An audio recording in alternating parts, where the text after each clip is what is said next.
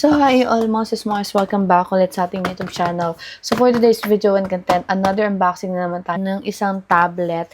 And this is the ITEL VistaTab Go 4G. So, medyo nakakaintriga to mga mare ko kasi meron ako nakitang freebie dito na check na ikatutuwa ng mga little ones natin dyan. So without further ado, let me go ahead and share you guys my unboxing using this tab.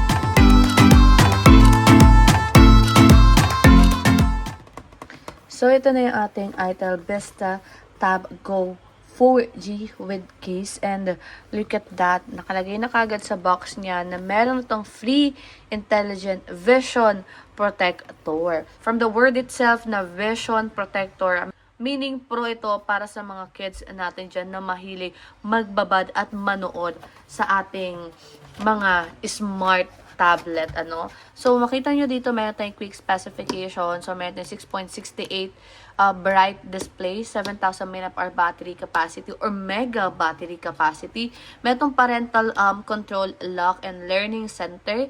And ang kagandahan nito is meron na siyang kasamang case. Okay. So, let's go and unbox this. Pero first, ito yung sinasabi ko sa inyo na talking dock na vision protector. So, yan yung itsura niya mga mare ko. Okay. Hindi ko pa alam kung paano siya ikakabit or anong gagawin dito. Pero later on natin yan i-check. Tabi lang muna natin si Ducky Duck. Ayan. Ang cute niya. Okay. So, check na natin kagad itong ating Android tablet. Alam nyo, lagi ko nasasabi na Android phone. Kasi siguro dahil madalas, Android phone ang ina-unbox natin. Pero yan. Oh! Wow! So, meron din siyang kasamang painting brush. No power needed, so always accurate. Meron siyang painting brush. Matutuwa nito si Abby for sure. For sure na matutuwa yung anak namin dito kasi mahilig siyang mag-paint and draw. Oh, okay. Ang ganda naman ito. So, perfect na perfect to sa mga kids nyo dyan. Alam na kagad. And then, ito yung sasabi sa inyo na free case na meron sila. So, ito yung case natin. So, yung case natin is blue. And tignan nyo naman, meron na siyang stand. Ayan o. Oh! So, pwede mo na din siyang i-stand. So, tabi natin itong mga mare ko para mamaya may kabit natin sa ating tablet. Ayan lang naman siya. Same lang na pinakita doon sa harap ng box. Ang nagkaiba lang is may freebie. So, ang color na meron tayo is steel gray. Okay? So, open na natin siya and check natin inclusion niya sa loob ng box. And I'm so excited na tignan to. Okay. So, medyo mahirap siyang tanggalin pero you need to be careful. Sa loob ng box, meron tayong charging brick. Meron tayong manuals. Ayan. Meron tayong manual and then meron tayong Type-C charging cord. And meron tayong pin ejector or pin ejector. So, meaning, pwede nyo lagyan ng SIM card to mga mare ko. Kaya pwedeng gamitin ng mga bata to outside if by any chance na walang wifi. So, pwede silang mag-data. At hindi nila kayo kukulitin para mag-hotspot. Right corner, meron tayong power button and volume up and down. Sa bottom part naman, may tayong speaker, Type-C charging cord, Type-C charging port. And then, nandito sa left corner natin, yung ating SIM tray. Sa upper corner, we have another speaker and then microphone naman. So, check na natin itong ating tablet in 3, 2, 1, and okay.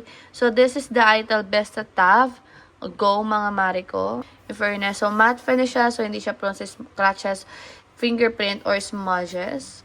Okay, so perfect yung color niya sa anak namin. So, open na natin to and setup ko lang to real quick. Balikan ko kayo. So, ayan mga mare ko, na-setup na natin siya. Tingnan naman kung gaano kaganda yung quality ng kanyang screen.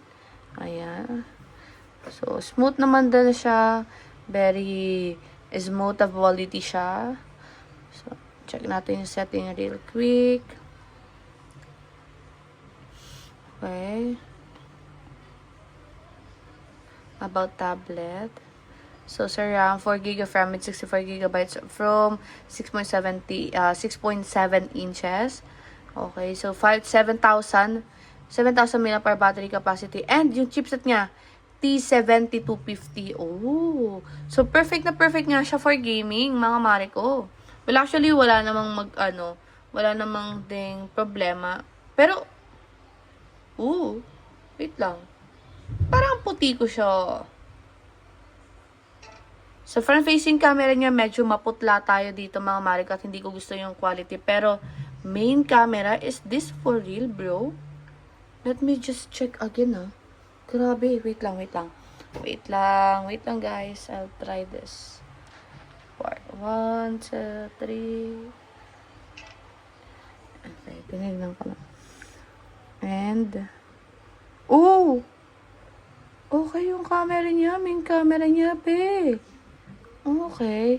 So, yun lang naman yung quick unboxing natin using this tablet. Again, mga Marika, if you want to consider buying this Android phone, just click the basket down below. Mas mura nyo na itong mabibili.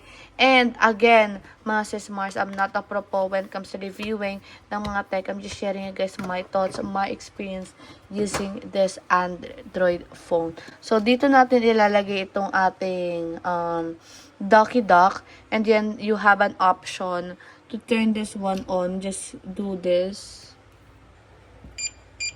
Oh, okay. Gets ko na siya. So, may on siya dito. You just have to toggle the button lang pababa. And then, if by any chance, for example, dito, na malapit yung kids nyo sa mata nila, like that. Ayan o. Bro, this is cool. Actually, perfect na perfect talaga to sa mga kids natin dyan. Kasi, alam nyo na kagad na mas maproprotectionan nyo yung eyes nila if by any chance. At the same time, meron ka din gamit dito na So, perfect to, ate. So, basically, hindi mo na kailangan bumili pa ng case, hindi mo na kailangan bumili pa ng pen, hindi mo na kailangan bumili pa ng eye protector para sa mga babies nyo. So, total package na to, 5,000 lang mga mare ko. Mura nyo na mabibili. Meron pang voucher tayo dyan. So, kung ako sa inyo, i-grab nyo na yung chance. So, again, this is just a quick unboxing. Hopefully na nagulat din kayo at na-surprise kayo sa unboxing natin using this Android phone. So, once again, my name is Maring Ana. And, bye-bye.